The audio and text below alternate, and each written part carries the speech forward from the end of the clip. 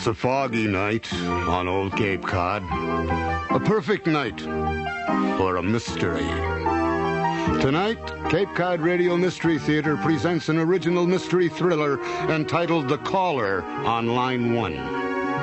Tonight, we follow the fate of Miss Tanya Macklin. Miss Macklin's a Cape Cod radio personality and host of Talkline, the weekly advice on the air program.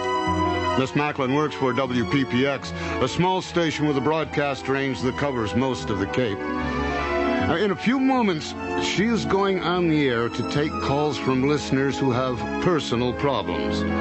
Soon, however, Miss Macklin will be facing a problem of her own. A problem so large it will threaten to transform her normally sane world into a nightmarish world of terror. So now, sit back, relax, and allow us to tune to a program that should be beginning just about now.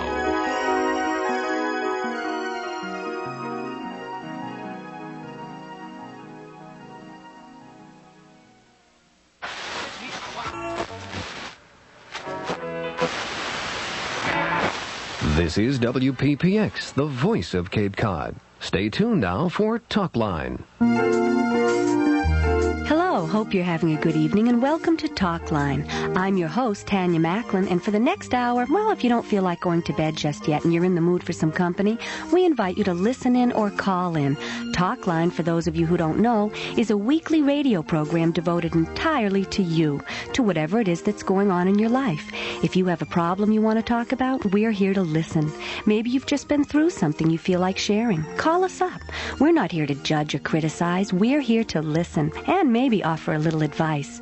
If you're feeling angry about something or hurt, or if you're trying to overcome old fears and phobias, call me up and let's talk about it.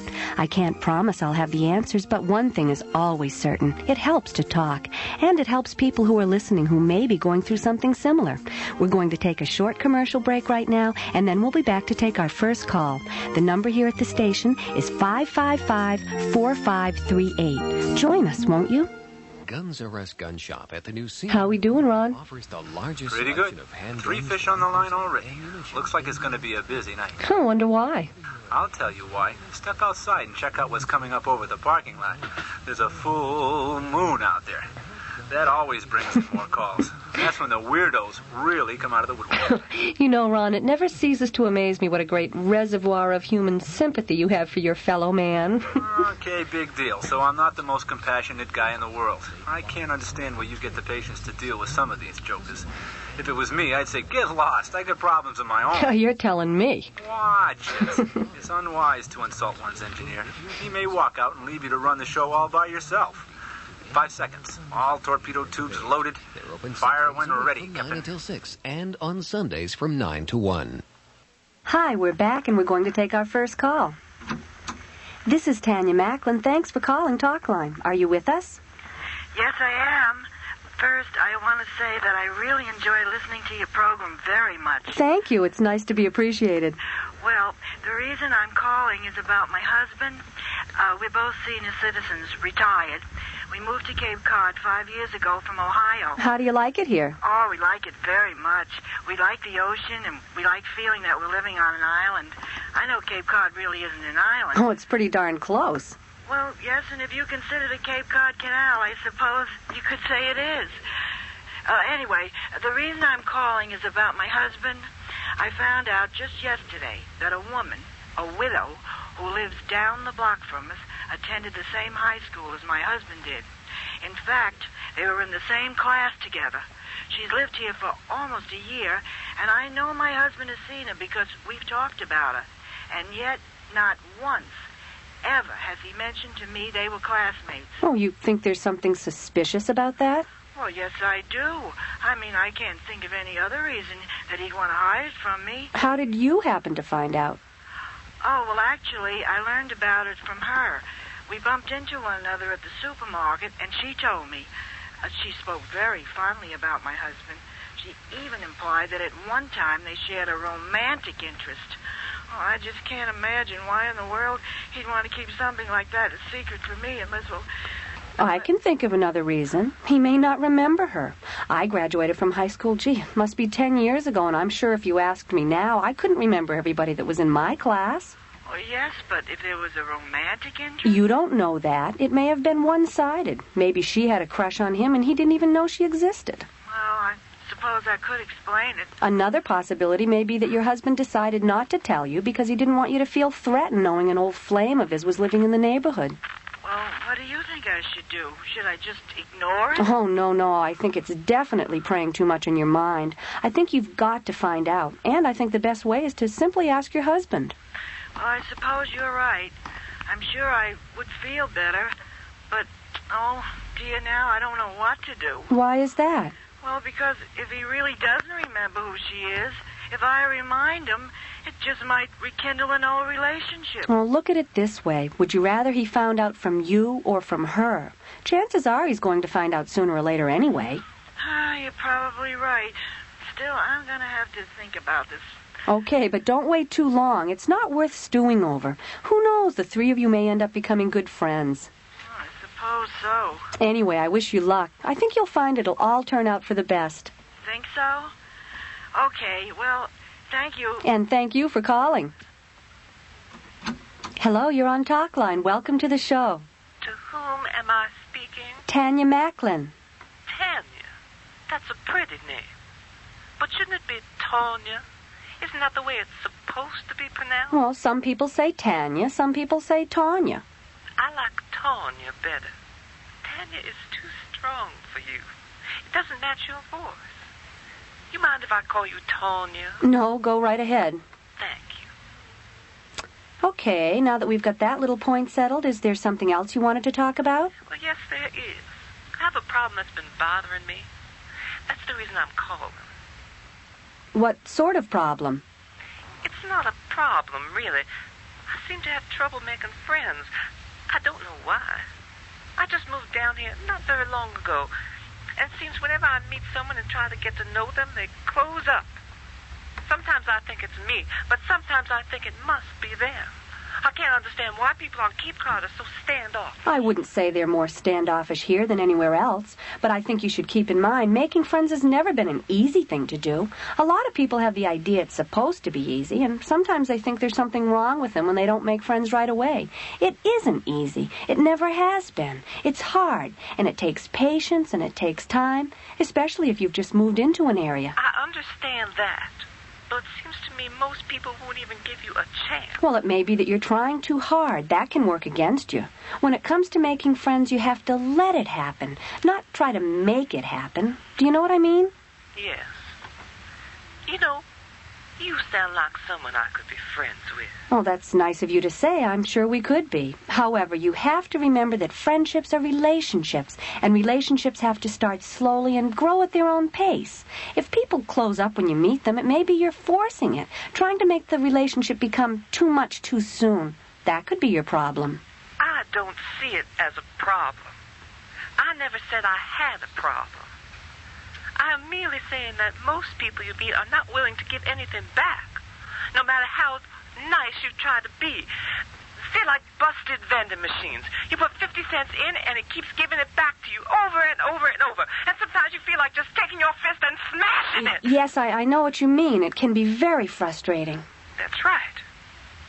For example, just the other day I was driving Route 28, and I stopped for a hitchhiker. And he said he was going to Provincetown. I wasn't going that far, but I said I would take him there anyway. I tried several times to start up a conversation, but he just clammed up. He just sat there. Yes, but in a situation like that, he might have been really nervous. Some hitchhikers are friendly, others are wary and like to keep their distance. It's understandable. It's certainly not a very relaxed atmosphere in which to try to get to know someone. Well, we drove as far as Hyannis. And when I stopped for a light, he suddenly jerked open the car door and he jumped out. He did? That's right, he just took off. Well, that is unusual. You weren't driving wildly or too fast. Never. I am always a careful driver. Maybe it was his first time. Maybe he was nervous and just didn't feel comfortable. You didn't do anything. I told you I didn't do a thing. Oh, then he was probably very uptight. I wouldn't worry about it. Actually, he's lucky he got out when he did. In another few minutes, I would have noticed the shadows. What shadows? He had them tucked away out of sight.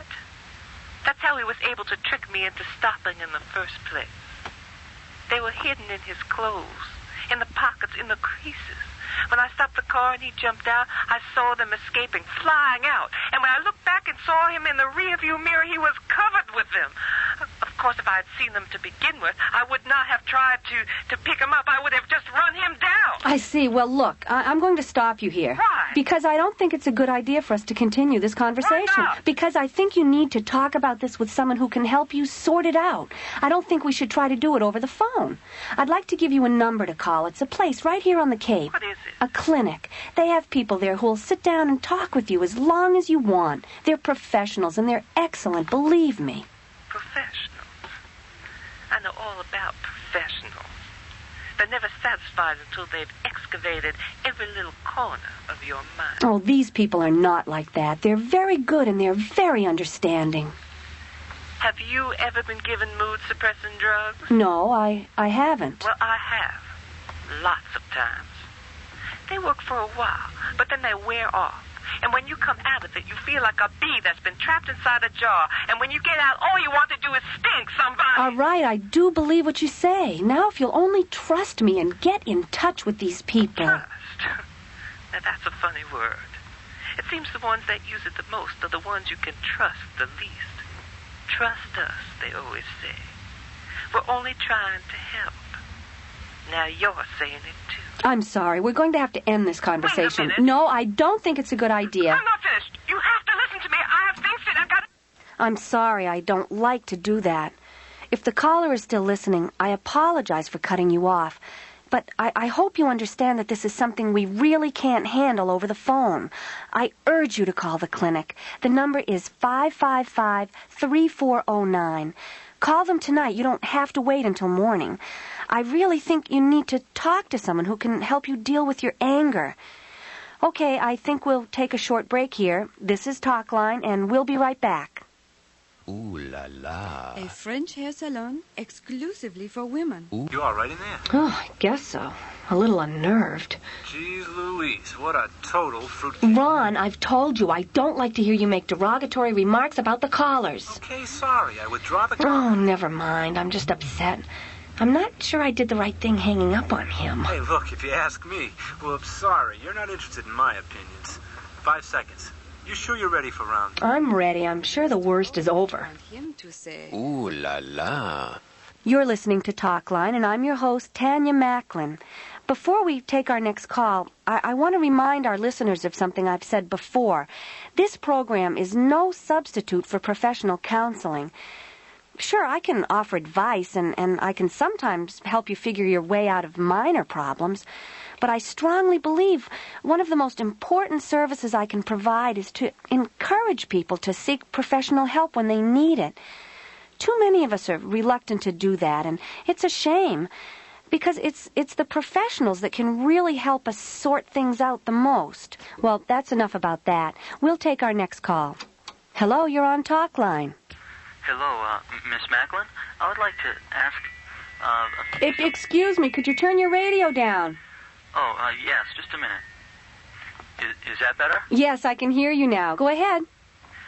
Miss Macklin, I'm calling about something that I would like to get your advice on. I'm listening. It has to do with a woman that I've been dating for the past 7 months. I'm a bachelor, 35 years old. Mm-hmm. She and I get along very well, and we enjoy each other's company. I would say the relationship is definitely tending towards marriage. Wonderful. Congratulations. Thank you. I haven't actually asked her yet, but I'm getting around to it. You think she won't say yes? Oh, no. I think she will. That's sort of the problem. I mean, well, you see, last night we were having dinner at a restaurant, and I accidentally dropped my napkin. When I went down to pick it up, I noticed for the first time that she had a small tattoo on the inside of her left ankle. I think it's a rose. I didn't look too closely, and it was pretty dark under the tablecloth. Anyway, what I'm wondering is, I mean, I've always been under the impression that women who have had themselves tattooed have usually led some sort of unsavory life. What do you mean by unsavory? You know, the type who ride around on the back of motorcycles and have wild times. Do you think she rides around on the back of motorcycles? No. I mean, at least I don't think so. I guess I should know more about her past, but I don't. I take it you also don't know if she has other tattoos someplace else. No.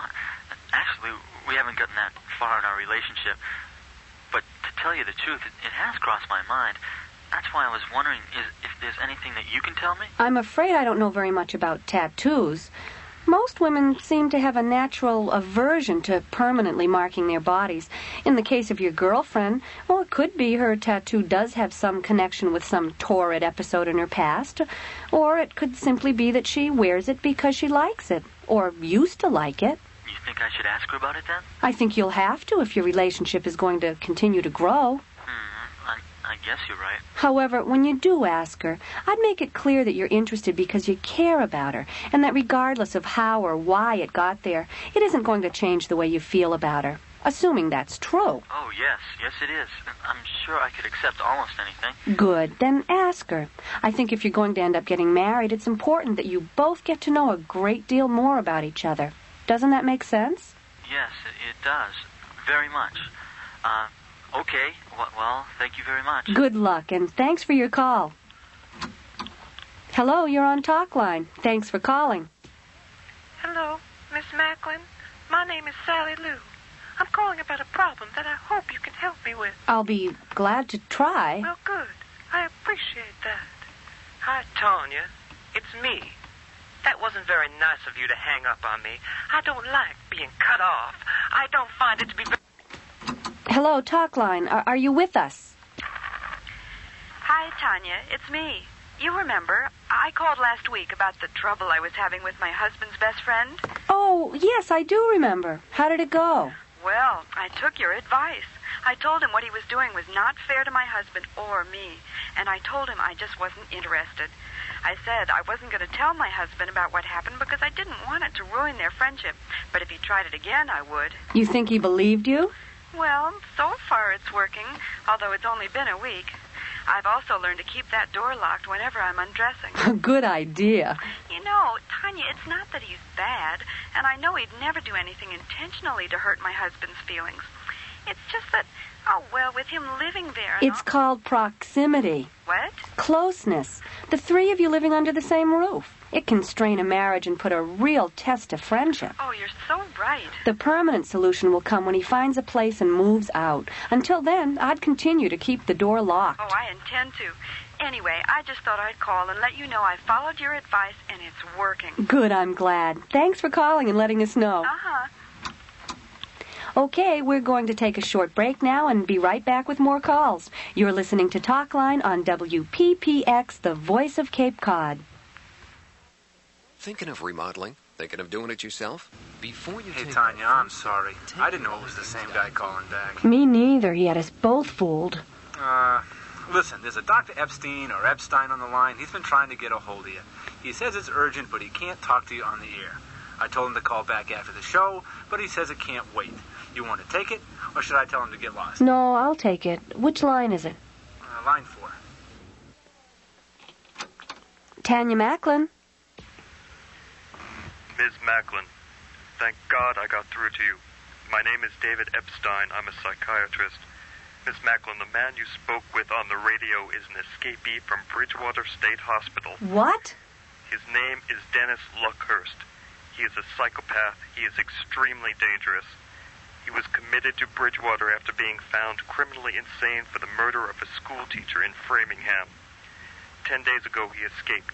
He killed a guard and critically injured another man getting away. He stole a car.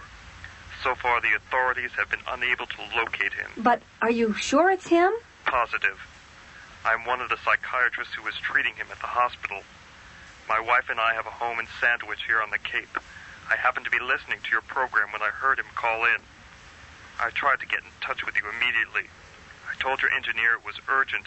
I was afraid he wasn't going to let me speak to you. I'm sorry, but what is it you want me to do? Help me find him. We've got to locate him so the police can pick him up. Just a minute, Doctor. Excuse me. Ron, how much time? 5 seconds. I'll need more. Go to another commercial. What's going on? I can't explain now. Just do it. Okay, but your fans out there aren't going to like it. Okay, Doctor, I'm back. Miss Macklin, First of all, can you tell me what is your station's broadcast range? How far does it go? We cover just about all the Cape, Provincetown, and as far west as Sandwich. The signal fades almost as soon as you cross over the canal. That means if he is listening, he must be somewhere on the Cape. That helps, but it's not good enough. We have to narrow it down. You're going to have to talk to him again. But how can I? He's probably still listening. Go back on the air and invite him to call in again. Apologize. Say you're sorry. Say anything. Just get him to pick up the phone and call you. But, Doctor, if he calls, what do I say? 20 seconds, Tanya. It doesn't matter. Say anything. Just keep him on the line. As soon as we hang up, I'll call the police. I'll instruct them to monitor your broadcast. If he calls back, they will trace the call, but you must keep him on the line. Okay, I'll try. I'll do my best. Seconds. Good luck. And Miss Macklin, please be careful. Ron, listen, I don't have time to explain. If that guy calls back, you know the one I mean? Don't cut him off. I have to talk to him. If I'm on another call, signal me through the glass and I'll take it. What's going on? I'll tell you later. Just do it, okay? You're the boss. 3 seconds. 2, 1. This is Tanya Macklin, and you're listening to Talkline. Before we take our next call, I'd like to say something to the gentleman who called in earlier. I want to apologize for cutting you off. That was rude, and it was my fault. I obviously didn't give you a chance to say everything you needed to say. So, if you'd like to call back again, I'll be glad to take your call. Here's the number again if you need it. 555-4538. I really hope to hear from you. Hello, you're on Talkline. Is this it? Am I on? Yes, go ahead. I want to ask Tanya Macklin a question. You're speaking to her. Oh, okay.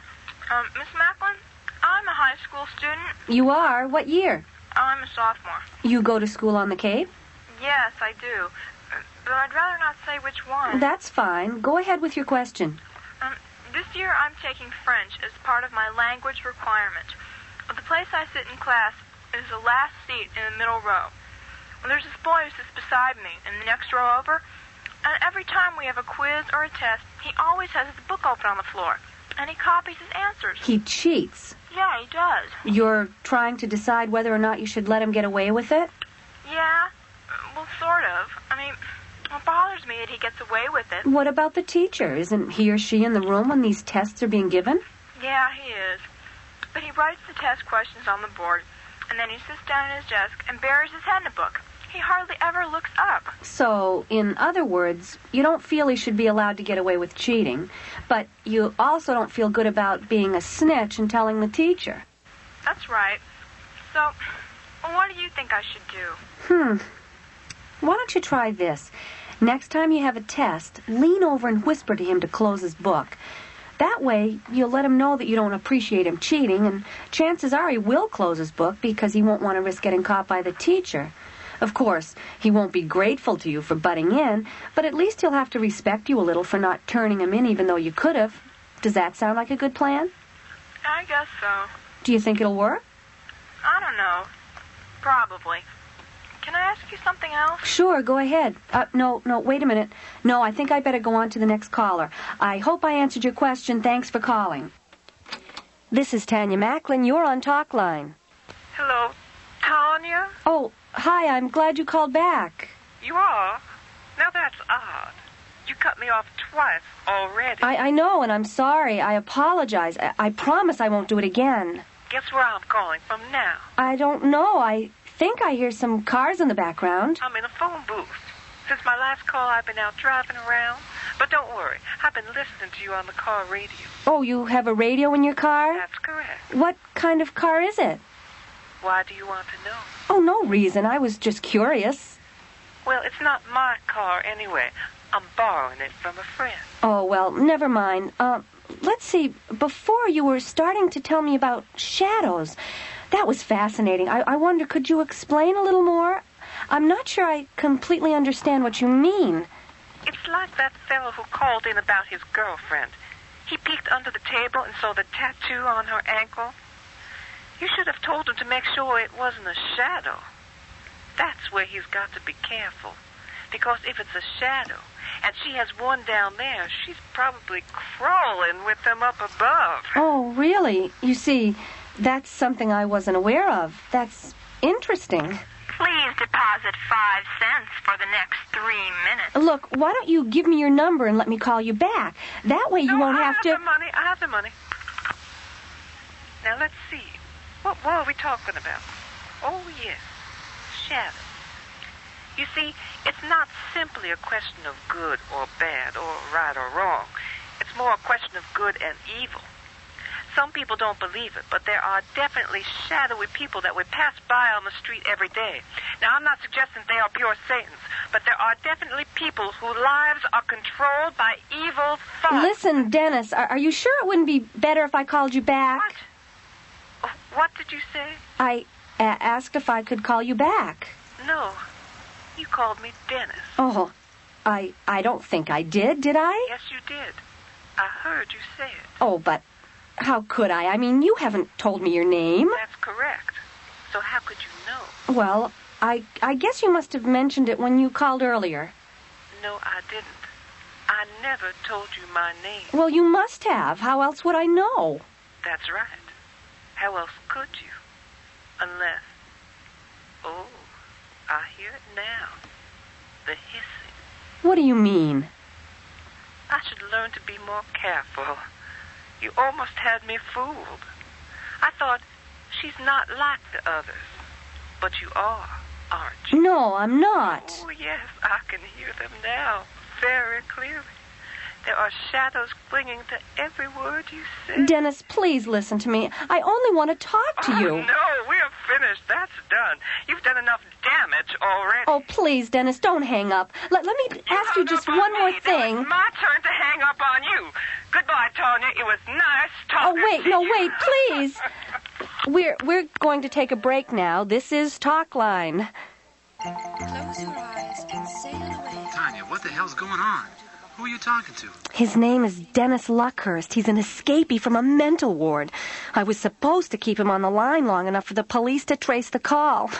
I don't think I did. He escaped from a mental ward? Yeah, now he's here on the Cape, but no one knows where. What was he in for? He murdered a school teacher in Framingham. He was committed to Bridgewater, and 10 days ago he escaped. He killed a guard and critically injured another man getting away. Oh, if the police don't find him soon, he'll probably kill again. So what are you supposed to do? I was supposed to keep him from hanging up. Now that I've blown it, I don't think there's anything I can do. It's up to the police. Was that why the doctor called? Yeah, his name is David Epstein. He's a psychiatrist who lives in Sandwich. He was one of the doctors who was treating him. Dr. Epstein happened to be listening tonight, and he recognized his voice. I better try calling him back. How much time do we have? A couple of minutes. Want me to look up the number? No, I'll do it. I've got a phone book in here. Listen, Tonya, I'm going to take a quick run out to my car for a pack of cigarettes. I'll be right back, okay? Epstein. Oh, here it is.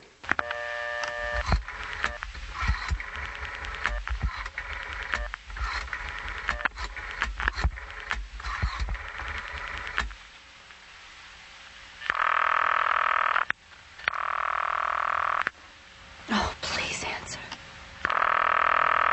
Oh, come on, I don't have much time.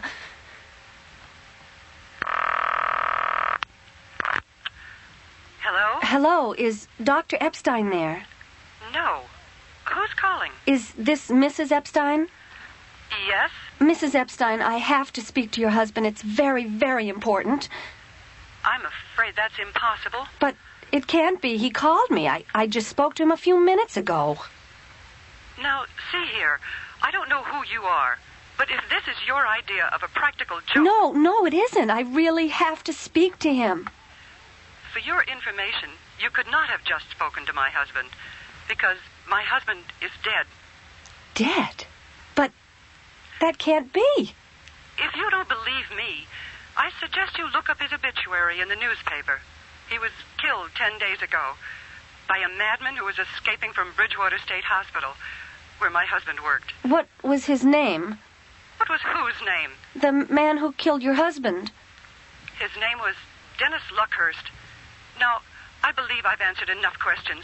You haven't even told me who you are, or what it is that's so important. Oh, nothing. It's nothing. I'm sorry. Thank you. 10 days ago. 10 days. Oh, Ron, thank God you're back. Ron? Ron, is that you? Hello, excuse me, the office is closed. You'll have to come back in the morning. What? I can't hear you. Push the button to the right of the console. Yes, that's the one. You hear me now? Yes, I can hear you. Miss Macklin, I'm Dr. Epstein. I thought it would be best if I stopped by. Look, you can't come in here right now. I'm just about to go back on the air. Yes, I know. You'll have to wait in the lounge. Yes, of course.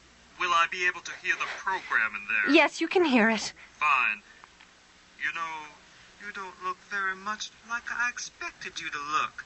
Of course, you're very attractive. Dr. Epstein? Yes? You didn't see anyone outside as you were coming in? No. When I drove up, the parking lot was completely empty. Oh, I see. Miss Macklin, I believe your commercial has ended. Yes, thank you. Could you just wait in the lounge? We're back now. I'm Tanya Macklin, and you're listening to Talkline. This is WPPX you're listening to. Our station is located at number 4 Seagull Lane. I don't know how many of our listeners have ever stopped by the station before. It's really a lovely spot, just a mile and a half off Route 28 on Seagull Lane.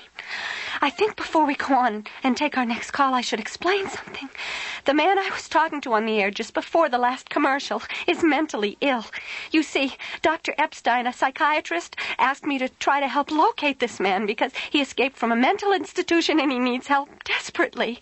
You see, we know this man is here on the Cape and we're just trying to find him before he accidentally hurt someone. So anyway, what I'd like to ask you to do if you're listening right now is to pick up your telephone and call the Yarmouth police. Ask them to come by the station at number 4 Seagull Lane. What are you doing? Ask them to come right away, please. Oh, tell them to hurry. Tell them it's an emergency. He's here right now. Oh, he's trying to get in. Help me. Oh, no, please, go away. He's coming in. Tanya, you didn't open the door. Go away.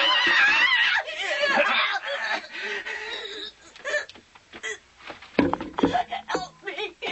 Help me. Help. Hello?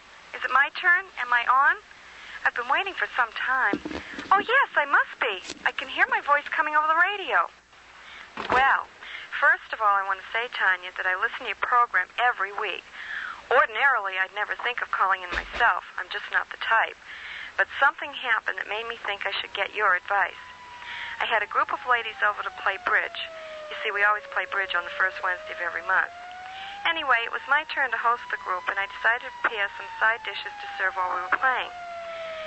Anyway, as I went into the kitchen, take the hors d'oeuvres out of the refrigerator and warm them in the microwave, one of the ladies came in to tell me she'd seen one of the other guests take something from my desk.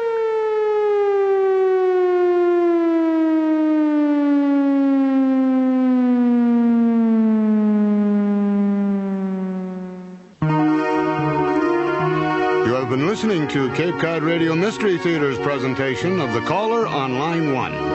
Tonight's program was produced, written, and directed by Stephen Thomas Oney. Engineered by John Todd, with sound effects by Scott Dickey, and original music composed by Mark Birmingham. The actors in tonight's play: Lainey Davis as Tanya Macklin, Kevin Groppe was Dennis Luckhurst, John Todd played the engineer, Grace Biggers, caller number 1, Dave Margulis, the man with a tattooed girlfriend, Debbie Oney, the woman who keeps her door locked, Patience Martin, the high school student and telephone operator, Lee Olive as Mrs. Epstein, Gene Todd, the final caller, and Frank Mitchell and Debbie Oney, background commercials. The show was recorded at HT Recording Studio and is copyrighted by Stephen Thomas Oney. All rights, including rights for broadcast and reproduction, are reserved. One final announcement. 2 job openings are now available for an experienced radio engineer and talk show host. Those interested may apply at WPPX. The pay is good, but job security is not guaranteed. This is Floyd Pratt wishing you a pleasant evening and inviting you to tune in again when the fog rolls in on another chapter of Cape Cod Radio Mystery Theater.